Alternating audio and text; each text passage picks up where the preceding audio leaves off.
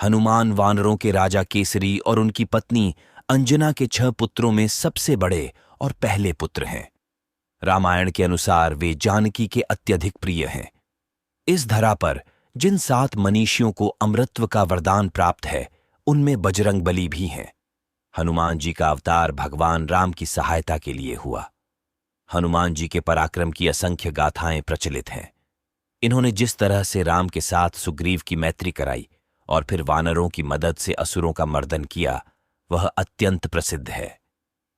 ज्योतिषियों के सटीक गणना के अनुसार हनुमान जी का जन्म 85,58,112 वर्ष पहले त्रेता युग के अंतिम चरण में चैत्र पूर्णिमा को मंगलवार के दिन चित्रा नक्षत्र व मेष लग्न के योग में सुबह 6:03 बजे भारत देश में आज के हरियाणा राज्य के कैथल जिले में हुआ था, जिसे पहले कपिस्थल कहा जाता था। इन्हें बजरंगबली के रूप में जाना जाता है क्योंकि इनका शरीर एक वज्र की तरह है। वे पवन पुत्र के रूप में जाने जाते हैं। वायु अथवा पवन, हवा के देवता, ने हनुमान को पालने में महत्वपूर्ण भूमिका निभाई थी। मारुत, संस्कृत मरुत का अर्थ हवा है, नंदन का अर्थ बेटा है। हिंदू पौराणिक कथाओं के अनुसार हनुमान मारुति अर्थात मारुत नंदन वायु का बेटा है। बहुत शक्तिशाली माना जाता है। कहा जाता है कि भगवान हनुमान एक ऐसे देवता हैं जिनकी आराधना से बडेढ़ी बाधा तुरंत टल जाती है। बजरंगबली कलयुग के जीवित देव माने गए हैं। इनकी आराधना शीघ्र फलदायी बताई गई है। भगवान हनुमान की पूजा करने से शनि के बुरे प्रभाव से तो मुक्ति मिलती है। मान्यता है कि हनुमान जी अपने भक्तों की सारी पीड़ाएं और संकटों को दूर करते हैं। भगवान हनुमान का मात्र नाम लेने से ही बड़ी से बड़ी परेशानियां दूर हो जाती हैं। कहा जाता है कि हनुमान जी के नाम मात्र का उच्चारण करने से ही व्यक्ति सांसारिक सुखों को प्राप्त करता है। हनुमान को बजरंगबली, अंजनी पुत्र, पवन पुत्र, राम भक्त जैसे अनेकों नामों से जाना जाता है। लेकिन क्या आप जानते हैं कि मारुति नंदन का नाम हनुमान कैसे पैढ़ा? पौराणिक कथा के अनुसार हनुमान जी के बचपन का नाम मारुति था। एक दिन मारुति नंदन अपनी निद्रा से जागे और उन्हें तीव्र भूख लग गई। उन्होंने पास के एक वृक्ष पर लाल पका फल देखा, जिसे खाने के लिए वे निकल पड़े। दरअसल मारुति जिसे लाल पका फल समझ रहे थे, वे सूर्यदेव थे। वह अमावस्या का दिन था और राहु सूर्य पर ग्रहण लगने वाला था, लेकिन वे सूर्य को ग्रहण लग पाता उससे पहले ही हनुमान जी ने सूर्य को निगल लिया। राहु कुछ समझ नहीं पाए कि हो क्या रहा है। उन्होंने इंद्र से सहायता मांगी। इंद्रदेव के बार बार आग्रह करने पर जब हनुमान जी ने सूर्यदेव को मुक्त नहीं किया तो इंद्र ने वज्र से उनके मुख पर प्रहार किया, जिससे सूर्यदेव मुक्त हुए। वहीं वज्र के प्रहार से पवन पुत्र मूर्छित होकर पृथ्वी पर आ गिरे और उनकी ठुड्डी टेढ़ी हो गई। जब पवन देवता को इस बात की जानकारी हुई तो वे बहुत क्रोधित हुए।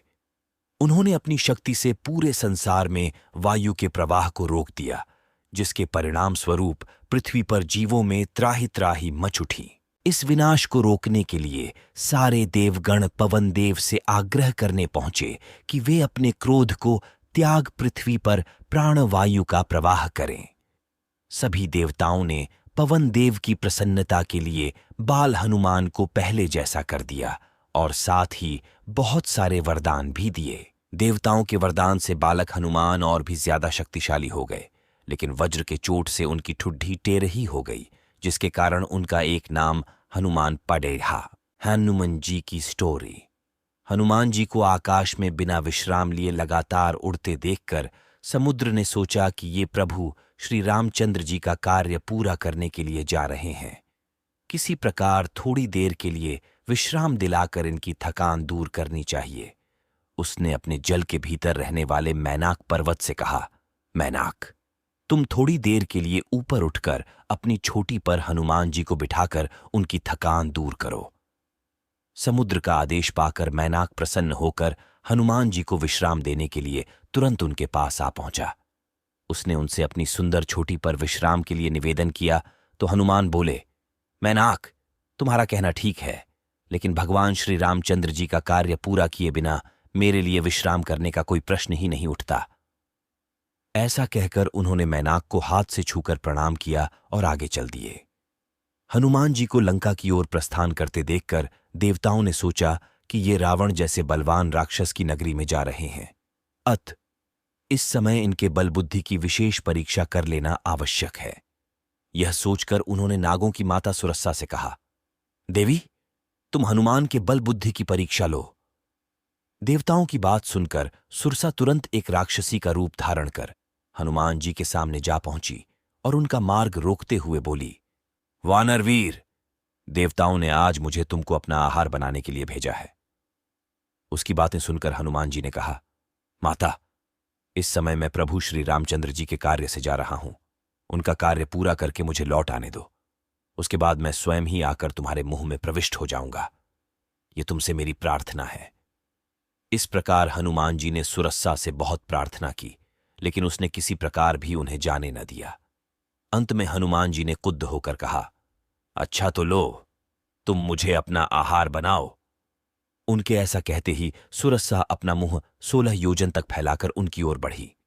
हनुमान जी ने भी तुरंत अपना आकार उसका दुगना अर्थात 32 योजन तक बढ़ा लिया। इस प्रकार जैसे जैसे वह अपने मुख का आकार बढ़ाती गई, हनुमान जी अपने शरीर का आकार उसका दुगना करते गए। अंत में सुरसा ने अपना मुंह फैलाकर 100 योजन तक चौड़ा कर लिया।